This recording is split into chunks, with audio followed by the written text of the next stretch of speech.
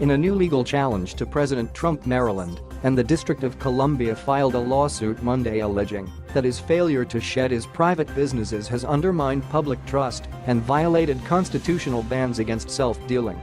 The lawsuit, filed in a Maryland federal court, makes many of the same arguments in a lawsuit filed earlier this year by a Washington watchdog organization in a New York federal court. But some legal experts said it rested on stronger legal ground because the plaintiffs were governmental entities, which could have stronger standing to sue the president.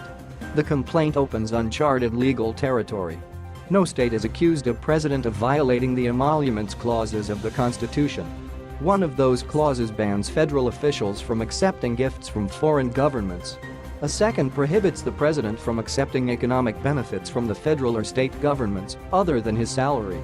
Because Mr. Trump continues to own and profit from his business empire, the lawsuit claims it is unclear whether he is making decisions in the country's best interest or out of self-interested motivations grounded in the international and domestic business dealings in which President Trump's personal fortune is at stake.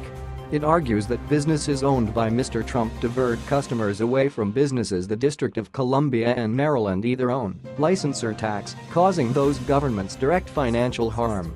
For example, it contends the Trump International Hotel in Washington competes with convention facilities owned by the city's government, as well as with a resort in Prince George's County that generates tax revenue for Maryland.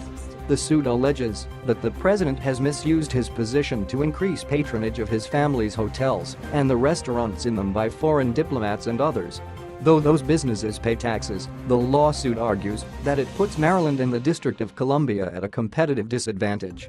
In the earlier New York case, the Justice Department has asked a federal judge to dismiss the complaint, arguing that the emoluments clauses do not prohibit presidents from owning businesses. That lawsuit was initiated by Citizens for Responsibility and Ethics in Washington. In a 70-page brief filed Friday, the Justice Department also contended that even if Mr. Trump's business interests did violate the Constitution, it would be up to Congress, not a federal court, to devise a remedy.